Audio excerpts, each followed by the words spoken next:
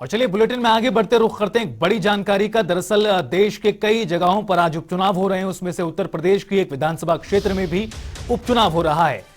गोला गोकर्णनाथ सीट पर उपचुनाव हो रहे हैं। मतदान की जो प्रक्रिया लगातार जारी है। सुबह 7 से शाम 6 बजे तक वोटिंग होगी और मतदान स्थल पर लगातार भारी संख्या में लोग उमड़ रहे हैं। और जो बड़ा मुकाबला है, कड़ा मुकाबला है भाजपा और सपा के बीच। सीधा मुकाबला देखने को मिल रहा है। अमन गिरी और विनय तिवारी मैदान में हैं। भारतीय जनता पार्टी की ओर से अमन गिरी हैं तो विनय तिवारी समाजवादी पार्टी के प्रत्याशी हैं और दोनों के बीच में बेहद ही कड़ा मुकाबला है। बसपा और कांग्रेस ने यहां प्रत्याशी नहीं उतारा है।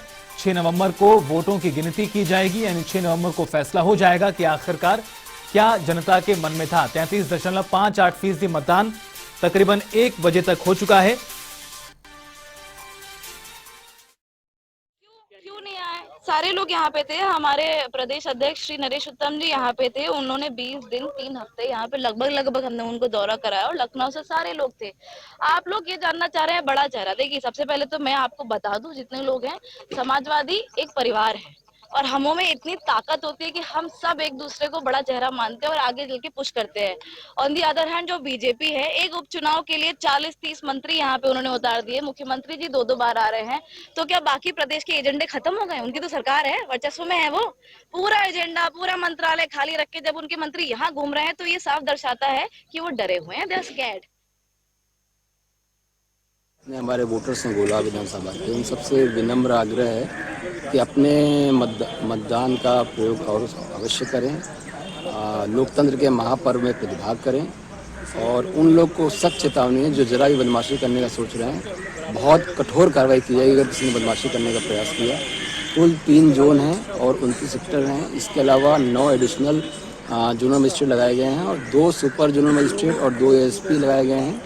इसके अलावा हमारे यहाँ हर एक बूथ को सीएपीएफ से कवर किया गया है। लगभग 60% बूथों पर वेबकास्टिंग की जा रही है और यथा आवश्यक माइक्रो ऑब्जर्वर्स भी लगाए गए हैं। इसके अलावा बूथ के बाहर हमारे जो लोकल पुलिस है और जो बाहर से पुलिस है उसकी व्यवस्था भी की गई है। पर्याप्त सुरक्षा व्यवस्था है। प्रचार प्रसार में कौन बड़ा चेहरा नहीं आया। माननीय प्रदेश अध्यक्ष जी यहाँ रहे। इसके अलावा कई पूर्व मंत्री, पूर्व विधायक, वर्तमान विधायक, सभी लोग यहाँ रहे और उन्होंने अपनी कैंपेनिंग की। जिस तरीके से काम करना चाहिए था उस तरीके से काम किया गया। दिखावा कम, काम ज्यादा। एक तो यहाँ के डेवलपमेंट के लिए यहाँ के जो रोडें हैं समय थोड़ा और उनको सुधारना चाहिए और भी जो यहाँ के लोकल इश्यूज हैं वो सारे रिजॉल्व हो सके। तो बस इन्हीं उम्मीदों पर आपने मतदान किया। हाँ, एजुकेशन सिस्टम थोड़ा यहाँ का थोड़ी चीजें और इम्प्रूवमेंट होनी चाहिए यहाँ पे। तो मतदान की जो प्रक्रिया लगातार जारी है, तमाम बयान आपने सुने। ग्राउंड की स्थिति क्या है रूबरू कराने के लिए राजेश शुक्ला हमारे सहयोगी हमारे साथ जुड़ रहे हैं। राजेश, वोटिंग लगातार जारी है और 1 बजे तक का जो मतदान प्रतिशत है वो भी हमने देखा। किस तरह से अभी स्थिति बनी हुई है और लोगों के मन में क्या चल रहा है? बताना चाहेंगे कि जो मतदान प्रतिशत है 34% मतदान होता है। 440 बूथों पर मतदान चल रहा है। पूरी तरीके से शांति चल रहा है। कहीं तो उसकी घटना की जानकारी नहीं मिल रही है। जो मतदान है और सपा का आरोप बराबर लगाया जा रहा है सपा की तरफ से कि कहीं पे बूथों पे मेरे एजेंट को बंदी बना दिया गया, कहीं किया गया, लेकिन प्रशासन की तरफ से पूरी तरीके से इन घटनाओं पर खंडन किया जा रहा है। जो भी आरोप लगाए जा रहे हैं पूरी तरह से जा रहा है, कहीं पे कोई भी तरीके की घटना संज्ञान में नहीं आई है। राजेश, मुकाबला बेहद साफ है और दिलचस्प भी है। एक तरफ भारतीय जनता पार्टी और सामने समाजवादी पार्टी का उम्मीदवार है। सपा और माफ कीजिएगा बसपा और कांग्रेस ने प्रत्याशियों का ऐलान नहीं किया है। इस लिहाज से देखा जाए तो कितनी कड़ी टक्कर दोनों के बीच में दिखाई दे रही है?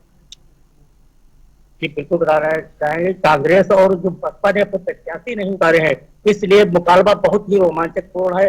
इस मुकाबले पे हार जीत के जो कायस लगाए जा रहे हैं, दोनों पार्टियां अपने अपने को जीता हुआ साबित कर रहे हैं कि मेरी सीट निकल रही। उनका कहना है मेरी सीट लगे, जबकि मतदाताओं का जो रुख देखने को मिल रहा है, किन्हीं बूथों पे सपा का परचम लहराता दिख रहा है, किसी बूथ पे भाजपा का परचम लहराता दिख रहा है। तो आने वाला 6 तारीख जो है वही क्लियर करेगी कि किसको सर पे जीत का सेहरा बांधा जाता है। राजेश, ये सीट भारतीय जनता पार्टी के पास थी, लेकिन अब इस पर उपचुनाव हो रहे हैं। आखिर ऐसे कौन से मुद्दे हैं जिसको लेकर जनता मतदान कर रही है? कौन से ऐसे विकास कार्य या फिर अन्य मुद्दे हावी रहे पूरे प्रचार अभियान के दौरान? बिल्कुल, जो जानवरों का मुद्दा है, सबसे ज्यादा भाजपा सरकार में जानवरों का मुद्दा सपा की तरफ से हावी रहा है। किसानों का जो चीनी मिल का पेमेंट नहीं बकाया, पेमेंट अभी तक भुगतान नहीं किया जा रहा है, जो कि गोला में जो चीनी मिल है बजाज की, तो उन्हीं का चीनी मिल का पैसा जो गोला विधानसभा में और गोला क्षेत्र में ही पड़ती है, उनका पैसा अभी तक किसानों को पिछले साल का पैसा जो बकाया है वो नहीं मिल पाया है। दूसरी बात, जो जानवर जो प्रवासी जानवरों को खुला घूम रहे हैं, रोडों पे घूम रहे हैं, जानवरों की फसलें बर्बाद कर रहे हैं, ये मुद्दा है काफी हावी रहा। दूसरी बात, दूसरी तरफ से जो एक तरफ मुद्दा ये भी है विकास का, जो विकास का मुद्दा है, जो कानून व्यवस्था का मुद्दा है, ये सारे मुद्दे हावी रहे हैं। जहां भाजपा की तरफ से जो भाजपा कार्यकर्ता है उनका कहना है कि जो विकास कार्य हुए हैं, जो कानून व्यवस्था है, ये भाजपा सरकार की बेहतर व्यवस्था कहीं किसी सरकार में नहीं देखने को मिली है। गुंडा माफियाओं का बिल्कुल खात्मा हुआ है, गुंडा माफियाओं के अंदर एक दहशत बनी हुई है। वही जो किसान है, जो एक तरफ बाढ़ से मरा है, दूसरी तरफ जानवरों से मरा है, उसके बाद अब सरकार जो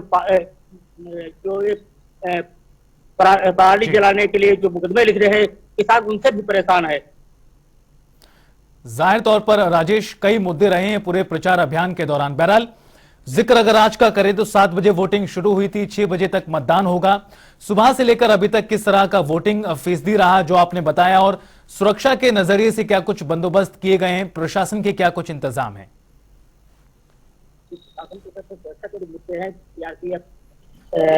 पैरामिलिट्री फोर्स और एसपी की बटालियनें लगाई गई हैं।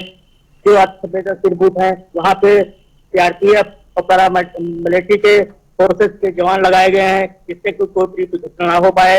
अन्य जो सामान्य बूथ है वहाँ पे स्थानीय पुलिस भी लगाई गई है। पूरी तरीके से कानून व्यवस्था जो है वो चाक चौबंद है, कहीं पे कोई खामी नजर नहीं आ रही है। बिल्कुल राजेश, तमाम सुरक्षा बंदोबस्त के बीच लगातार मतदान की प्रक्रिया जारी है। बहुत बहुत शुक्रिया आपका इस तमाम बातचीत और जानकारी के लिए। आपको बता दें कि भारतीय जनता पार्टी और समाजवादी पार्टी के बीच ही ये सीधा मुकाबला है। क्या है मुद्दे? गन्ना बकाया, फसल खरीद, बाढ़। भाजपा और सपा के बीच सीधा मुकाबला है, जैसा आपको पहले कहा। बसपा और कांग्रेस पार्टी ने इस उपचुनाव में अपने प्रत्याशी नहीं उतारे हैं। विधानसभा क्षेत्रों के परिसीमन के बाद 2012 में यह सीट अस्तित्व में आई थी। और चलिए खबरों में आगे बढ़ते रुख करते हैं एक और बड़ी जानकारी का। अहम खबर से आपको अपडेट करा दें जो इस बीच सामने आ रही है। योगी कैबिनेट की अहम बैठक आज हुई है। लोक भवन में कैबिनेट बैठक कई महत्वपूर्ण फैसलों पर आपको बता दें कि मोहर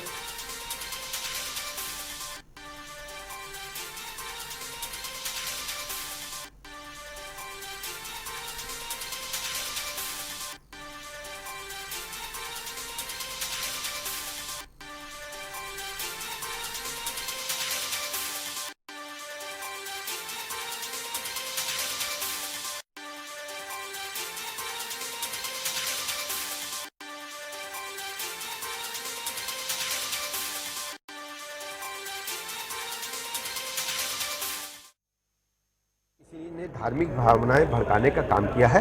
हम कड़ी कार्रवाई करेंगे, किसी को बख्शे नहीं। शाहजहांपुर की घटना का आपने मुझे बताया है कि अभी हम पुलिस के उच्च अधिकारियों से बात करके किसी भी स्थिति में हम ऐसे किसी व्यक्ति को नहीं बख्शेंगे जो सामाजिक विद्वेष पनपाने के लिए कुकृत्य कर रहे हैं और समाज को गलत दिशा दे रहे हैं। हम कड़ी कार्रवाई करेंगे। तो बड़ी और अहम जानकारी आपको बता दें लखनऊ से, जहां कैबिनेट बैठक में 22 प्रस्ताव जो हैं पास किए गए हैं और आज अहम ये कैबिनेट बैठक हुई है। बड़ी और अहम जानकारी, कई महत्वपूर्ण फैसलों पर मोहर लगाई गई है कैबिनेट के माध्यम से। अनूप कुमार हमारे सहयोगी ज्यादा बातचीत के लिए हमारे साथ जुड़ रहे हैं। अनूप, योगी कैबिनेट की अहम बैठक हुई है, कई प्रस्ताव इस बैठक में पास किए गए हैं। किस तरह से आज ये पूरी बैठक खास रही और अहम रही? और देखिए 11 बजे लोक भवन में एक बैठक प्रस्तावित थी, जिसको लेकर मुख्यमंत्री योगी आदित्यनाथ की अध्यक्षता में बैठक हुई। सभी कैबिनेट मंत्री मौजूद थे। 23 प्रस्ताव कैबिनेट में रखे गए थे, जिसमें से 22 प्रस्ताव पर मोहर कैबिनेट की लग चुकी है।